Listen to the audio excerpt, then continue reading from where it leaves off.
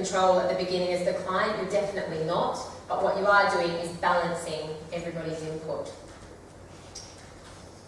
And then when you are in post-construction, you then have planning, everything's signed off. Like I said to you, we're discharging about 35 conditions.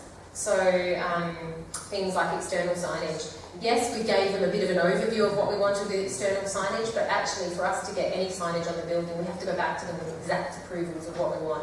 Definitely no illuminated signage. We're not allowed to light the building up at all because it upsets the neighbours and the local hotel across the road and these kind of things. So these factors are always out of our control. So you can only work within these really tight parameters that you're given in planning decisions. But during the process of the actual construction, you can see that there are monthly project team meetings where all of the big key players are involved at the table, and then there's individual meetings as we go along, pretty much for everything, including a set of stairs.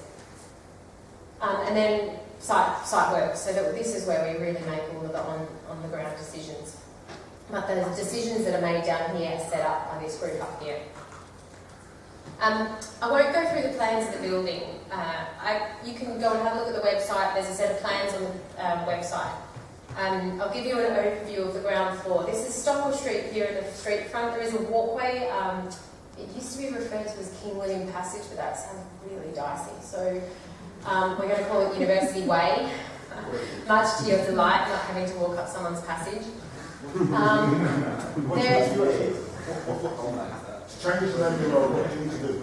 We own the road, so in a normal situation, good luck, you're not going to change the road in Greenwich, but we own this. We've created and built this ourselves. This was for planning. We gave it a name so that we could tell the neighbours and residents that they were able to use our walkway, and our, I think this was given at the time of planning, but having worked through the process and now having the ability to influence it, I really don't like the idea of King William Passage, and I'm guessing by your laugh didn't want to use. So we're going to call it University Way, which is kind of a bit more nicer, politically correct name. So changing a name of a road out here, which the Royal Borough of Greenwich own, yeah, no way. So you'll know, and also just to say this to you, we refer to this building as Stockwell Street because at the time of it coming through planning and everything, there was no such name for the building. But we're encouraging the university to try and give it a name. So this building will get a name, and it won't just be Stockwell Street in the future. So it will get a proper name, hopefully, not too far. Karen's got a house. What? Karen's got a house. Karen's got a house? Yeah. We'll see. I think, they're going to try and name it all sorts of things. So yeah, feel free to send me an email should you wish to suggest something. But we have all these public spaces at the front of the building. So actually, this is quite heavily involving the public. You've got your library barriers here. The scale of this is phenomenal, and you're not going to get it from here. But you've got 2 large lecture theatres, 330 seats and 150 seats. I'm not sure how many this one holds, but these are some images from the architects just to flick through for you. It goes down to a basement, and I will explain about that. That's the architectural studio floor. That's about 1.5 football fields. Yeah? So that's the scale we're talking about here. Sort of studio space. There's a double height void there. There's internal courtyards. Seminar rooms, which are kind of the spaces that you guys will be learning in. These are the roof gardens, which I will touch on. Okay. So as we develop the project through, you'll pick things up and, I suppose you learn about scope creep. There's a guy that talks about that all the time, this is scope creep. This is scope creep for you. And I'll tell you about this because we had grass on a roof initially at planning. When you look at the visualisation, you'll see just grass on a roof. Obviously, we're moving as a School of Landscape Architecture into the building, so we had allocated some in the budget. We talked to the Landscape School of Architecture, Ben's and Tom and his team, and said, you've got all these roof spaces, roof landscapes, what would you do with them? And we came up with 14 different landscape roofs. We said, yep, okay, let's put it together. We had an architect, landscape architect on board, and we went out to price and it came back at £1.5 million. And we all went, ouch. Because the budget I had that we were working with was $450,000. So you'll be pleased to know that you can value engineer things successfully, and this is a £450,000 scheme meeting every criteria that they originally set out, 1.5 million, however, honed down. So this is a good example of scope creep, but an even better example of value engineering. This now is one of the elements of the building. It's probably the most exciting thing to come out of the project. There is no mechanical plant on the roofs. It's all in the basement because of it being a World Heritage Site. It's a BRIAM Excellent building. And I know some of you have heard this before. It's got 2 innovation credits for BRIAM. They're pretty hard to achieve, but we're quite pleased that this has really pushed the boundaries, and this is one of them. So a good example of scope creep, and an even better example of value engineering if you've got the patience and the time to do it. Program. This, I don't love writing programs. I'm pretty sure none of you will either, but you may do. They're really meticulous, but they are the most valuable tool you can possibly have because it's your way of tracking where the contractor is, what they're doing, and how they're working. This is our Enabling Works program, so we had 2 because I was telling you about the 2 stages of the contract. We have an Enabling Works program and we have a main program. This is one of 8 pages. And it has pretty much every line item on there. But as soon as something slips in the program, you can absolutely track it and see, and there's a knock-on effect. So you can see how it probably delays something following in the next year or so. And you can track it. It is crucial to keep tabs on these kind of things. I'm sure you'll learn how to use Microsoft Project as we go forward. Like I said, it's one of 8 pages. So we do it the same here in the university. Because we've taught all of our user groups that this is how the project and the process runs, we have a move management program. I know you've done some disaster recovery work or have looked into it. This is us to avoid disaster recovery. And again, you're recording this, so let's just take stock in about a year's time and I'll tell you whether we have avoided disaster recovery. This is the absolute intention of how to avoid it. It shows where the contractor is finishing, which you can see here, and it shows how long it takes for our move plan to work in. But in the process of it, we've done all our tendering, organisational structure, furniture selection, and everything well in advance so that one, there's a process in the university that these things take quite a lot longer than just going out buying 1.5 million quid worth of furniture. And 2, you have to have everybody's buy-in to purchase a piece of furniture that those user groups want. So we've been working on this for quite a while now, along with building the building, yeah? So along with trying to get the stairs in, we're also trying to make sure everyone moves in on time and on target. Risk assessments. I will touch on this just ever so slightly. So in the whole monster of everything, what you need to be doing from absolute day one is having a risk register. On a monthly basis, we review the risk register, we reinsert elements, we change levels of risk, and we make it as malleable as possible so that we can see exactly where we're going. And this gets reported to our steering group. So the court governors get this risk register every month updated. The reason for it is if something untoward happens and I've reported it in advance, then they're aware and they're up to speed that potentially Network Rail could shut down our site if we don't get approval, funding or something signed off. It's also a good indicator for me to tell our court governors that if you don't sign off this piece of documentation that I need to get approval for funding, then this is the knock-on effect that it possibly has, and this works really, really well.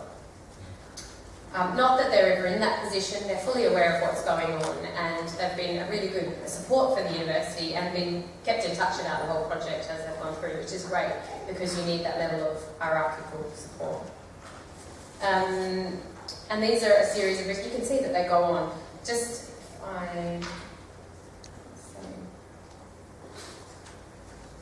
If we don't meet, one of the risks is BRIAM. I can look at one of these. Olympic Games, F17, here you go, 2012 Olympic Games, and how we operated during the Olympic Games. Now, at the time, this got a medium risk and it was leading up to the Games, so it got kind of a quite high risk level. We also have the university's approach to the development rejected by the planners. So if we were going to planning and it was rejected, then that has a high risk to the job because it stops, yeah? So this is how these are constantly changed throughout the process. And that brings me to an end with a rather quick overview. Any questions? Do full detailed plans, that would be good. Do we do full detailed plans? You produce full detailed plans at stage E for contract, probably sign it. So I'll give you an example. LSE at the moment, London School of Economics, are building a building in and around Holborn, and they don't choose the same two-stage contract process we do. They choose design and build. So they have their design team working away all the way up to stage E. So you're paying for consultants' fees outright for say a year, 2 years to develop the building to stage E. They then go to tender to a contractor. They tender to 15 contractors, assess the contractors, and then hand the job to a contractor, and that contractor builds it in the time program they've set out. That's how they operate. This contract didn't operate like that. So we operated, like I said, the two-stage. So we started the contractor on board at stage C, so much earlier. They got one package of works, which was the enabling works, and we said, you do that with your guys and prove to us that you can be on time and on budget, and we'll consider you for the second stage, which is the actual build up out of the ground. And while you're doing that, you can sit at the table and we'll develop the design to stage D, which is the one before E, and there is a huge difference. I know DME sounds like, oh yeah, whatever, it's the next letter in the alphabet, but there's a huge difference. There's finessing of details and drawings, or there's a level of assumptions that you make, and there was a series of, for the reasoning of us, there's a series of preliminary sums put into the project. So about 32 preliminary sums of subjects that we still needed to develop the drawings and work through, and everything that we did had to then meet that preliminary sum.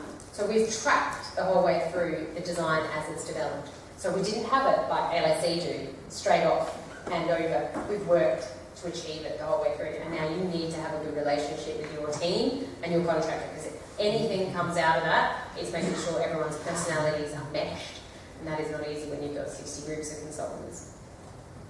So yeah, so we didn't develop the detail of all the drawings and hand them over, we did it together, adding to the complexity.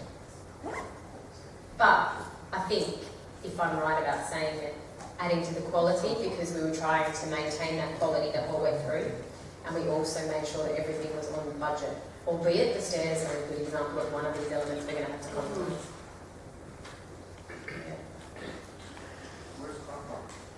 No car parks, learn to take the bus.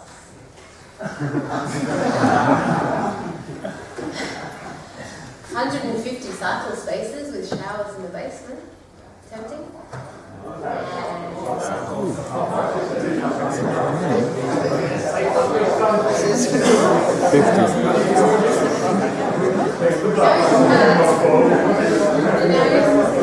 There's no gym, but there is in the building up the road. So basically, if you take this street here, this is Greenwich High Road, and there's a desolate piece of land just here, and there's 358 student flats going there as part of our student accommodation group. Brand new flats. I'll probably show you a picture of them. And that will have a gym in there. Yeah? Where's that work from? Yeah. This here. That's it there. They're our neighbour. So, Network Rail. Whilst we were doing this project, this is where you realise the stakeholders and externally. Whilst we were doing this project, these neighbours along the back here wanted to cover over the railway track, and they thought, oh well, the university's building, surely they could cover over the railway track. That's a huge job. It's not, we don't own the land, so obviously it's without our remit.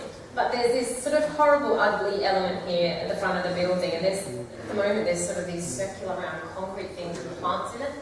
And at the time we appeased the neighbours and designed and developed this sort of front forecourt of our building around the potential for us to cover this over. So what we did structurally wasn't going to be detrimental to covering that front section over.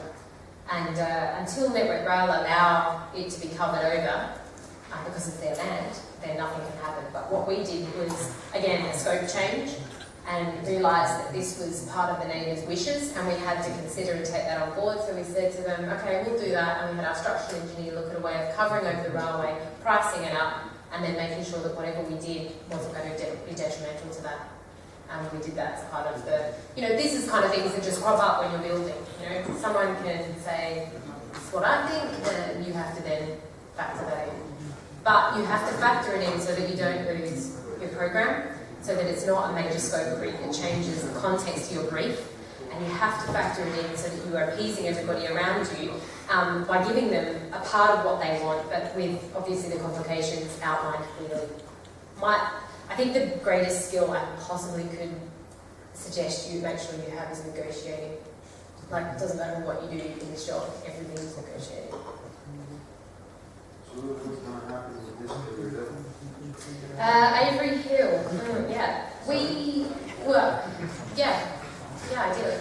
So what the university would do is, the planning laws are about to change, and you know how you might have seen in the news that Boris Johnson's looking to build on greenbelt sites and have more housing and da-da-da. So what the best thing for the university to do is hold on to this and use it for redevelopment land in the future when the planning laws shift or change, and it will be worth a lot more than what it is currently. University requirements to become as a developer.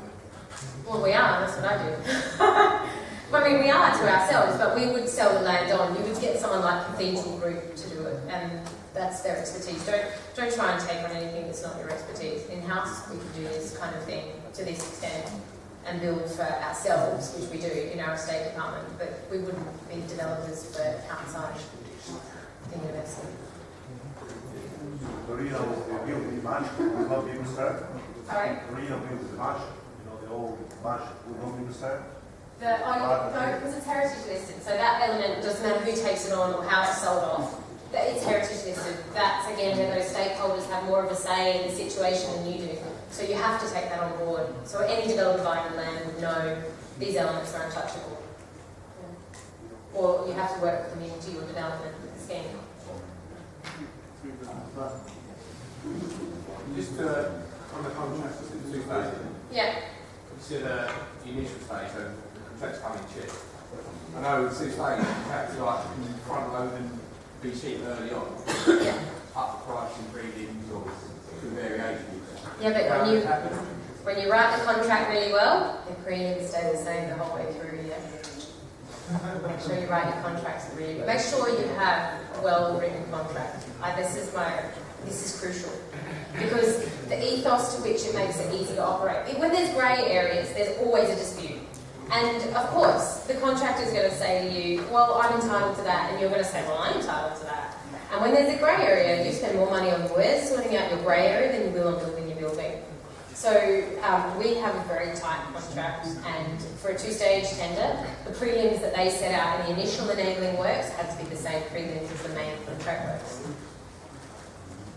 So we didn't pick the cheapest builder, but we also picked the contractor who the university felt would be the easiest to work with because they have an ethos in Osborne of open book policy. We wanted to see, the university has a procurement law that everything should be tendered by a minimum of three tenders. So for everything that goes into this building, the stone facade, there was 3 prices from 3 different stone contractors, and we then interviewed all 3 stone contractors and then decided on the stone contractor.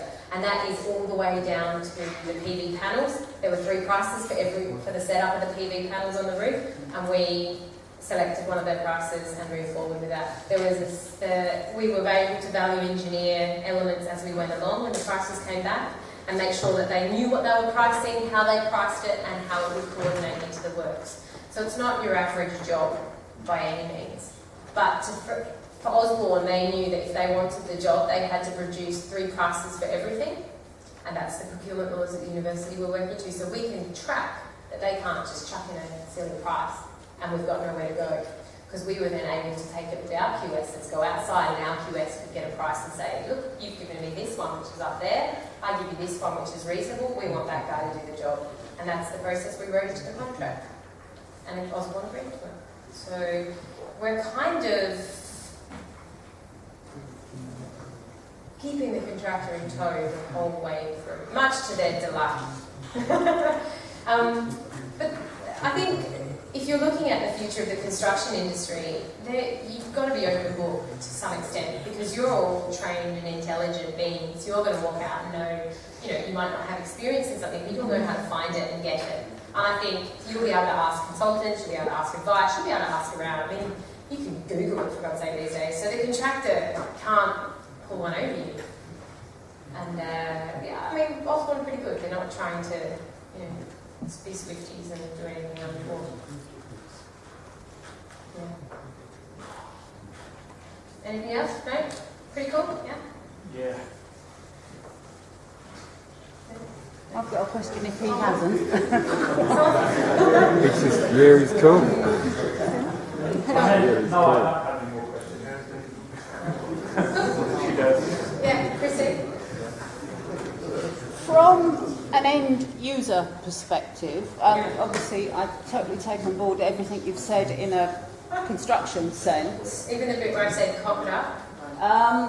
Who within the university, who undertook the IT brief? Who manages that part? Who is responsible in a contractual sense? And when we're talking about soft landings, who manages us through that process? Hi. Oh God, help me. So, just to give you a scale and a context, we have internally in the university an IT department, and we also have an audiovisual department who are under the same banner, yeah? So, when we started the job, and I'll be really polite about this, when we started the job, we said to them, we've got two major lecture theatres, give me an overview of what's the future of teaching and what we should be putting into these lecture theatres. And they came back with, well, this is what we've currently got, this is what we would kind of put in, yeah? And I was a bit like, oh, okay, so hang on, we need to push the boundaries here, because this is an investment for the university. It's not just picking up what we know now, it's about pushing every boundary in this building, about moving individual offices into open plan, much to everyone's delight. It's about pushing how we think as a university forward, because we're setting a new bar, really, and a new standard and a catalyst. So for us, we then had an external consultant come in and say to us, this is the future. And Northern Light came in and looked at all of the teaching and lecture spaces, all of the seminar rooms. Northern Light are pretty, you could Google them again, they're kind of pretty good broadcasting. They did the BBC studio moves and all of these kind of major projects in and around London. And they said, if you're talking about the future of teaching, you can project onto glass, you can do this, you can do that. And they sat down with our wider group of users, probably about 100 people in the university, including Education Development Unit, our IT people, our AV people, and really said, if you're thinking about the future, push yourselves here. And from that, our IT department and our AV department went, oh, we don't really know, so could you help us? So we hired Northern Light, just because we needed another consultant. And we hired Northern Light and said, right, this is what we want, and the future of the university should be based in and around these spaces, and these should be absolutely whiz-bang. We wrote out a brief, and we pushed the boundaries, and Northern Light came on board and said, this is what you need to implement, this is your infrastructure that should go into this building, and this is how it should be set up. So the infrastructure went into the scale of about £5 million worth of IT infrastructure, and obviously you marry that to the smallish budget that we had, and it doesn't work out.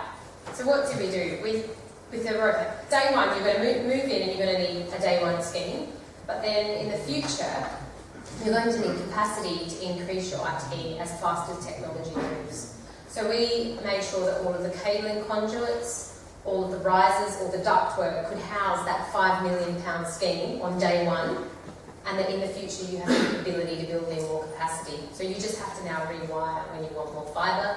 There's fibre optics throughout the building. We're potentially adding a bit more in as we move in as part of the move plan. And this is the kind of way that we adapted to it. So we knew the technology, even when we opened the door on day one, it's going to be obsolescence commencement date. You know, we're going to move in and the technology is already moving faster than we are. But instead of factoring in that we need to have technology future-proofed, we need to have the capability for technology to be re-threaded. So we allowed, and when you move in, you'll see it, all of the lighting rafts have cabling conduit above them. Everything's accessible, nothing's behind plasterboard ceilings. Everything's in risers that runs up the building when you open the door and access. And if you want to run a new fibre optic route, it's fairly cheap, simple and easy, and your guys from outside, ComSol, the consultant will come in, run you a fibre and walk away the next day. And that's how we've factored in flexibility. So, yeah, you will get a day one scheme, and it will be more whiz-bang than this, but it will instantly be obsolete from day two when you're in the building, and there's the ability for us to then rethread it if and when the money is invested from the university. So that's how we kind of went about the process. Can you do online lectures on the lecture theatres now? Video conferencing in every lecture theatre, also portable video conferencing in every seminar room. So you can just go into a seminar room and lecture via your tutorial, if that's what you want to do. Yeah. There's also a number of spaces that, I mean, everything's Wi-Fi capability to the highest content. So, you know, you don't even have to be in a lecture room. You can be in one of these wide open corridor spaces that they've got all soft seating along couches and everything that you can just go and sit and have your own mini tutorial, and it doesn't have to be booked. You can just book yourself. So this is the process. It's a different mentality to booking a room, having your tutorial in it, and then, you know, not being able to have breakout spaces. This is very much a free flow building.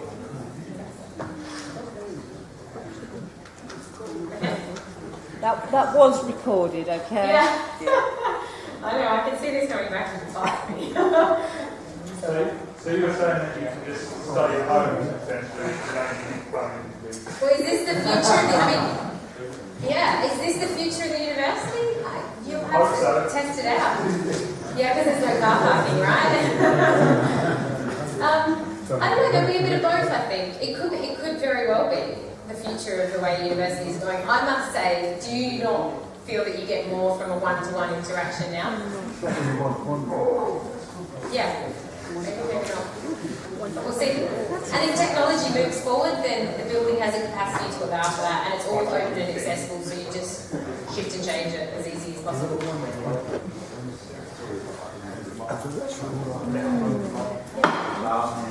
Was there a plan to say to integrate an underground car park or something? No. So part of, and this is where you say, if the university had its own way, would we have added an underground car park? I can't tell you. But we're restricted by the Royal Borough of Greenwich first and foremost. No parking, no car traffic to be increased into Greenwich Town Centre, and in order to get planning approval to even build the building, we had to agree to that. So guess who starts designing the building for you? It wasn't our call. Royal Borough of Greenwich said, you will not have any of your students or staff increasing car traffic in Greenwich Town Centre, it's already congested. So we said, okay, how do you do that? Build in the car park. Build in loads of bicycle spaces, build in showers, maybe rejiggle the bus stop, but increase the bus times, maybe, but you don't build in parking, and therefore you meet that criteria. The neighbours were in favour of that criteria because, of course, they don't want more cars and parks in their streets. So, yeah, that design criteria was set for you, and that had to be part of your brief. Yeah. What does the solar panel do? Photovoltaic cells. So, I mean, there is so much. If you ever want to, I mean, you've got projects and dissertations to move forward towards. If you're interested in anything in this building, this isn't the ethos we have is an open book project. So that if you want any information on anything I'm about to tell you about or have told you about, send Christine an email, send Nicola an email, just tell me. You can have what all the information we have and the process that we went through to get it. You might need essays or reports, whatever. You're welcome to have it all. The photovoltaic cells, because we're in, because it's a new building, because it's above 15,500 square metres, you had to have 20% renewables set out by the GLA, Greater London Authority. So Boris Johnson said any building over this capacity must have 20% renewables without a doubt. We're at a World Heritage Site. We have no mechanical plant on the roof. We have no ability to put fans. We have the ground coupling that we are unable to use because the Maritime Museum, this new development here, used ground coupling, which meant if we used and tapped into the water table, then we would be making things unstable in Greenwich. We're too close in proximity. We also didn't tap into their ground coupling because we weren't sure at the time when they wanted us to sign up to it whether we were even going to get planning. So it was a big risk to make an investment somewhere else where we couldn't get planning. We might have to sell the site off. So you see the risks, and that went on the risk register. And so we said to the Greater London Authority, we can't achieve 20% renewables, but in turn we'll negotiate and we'll reduce the electricity consumption of the entire building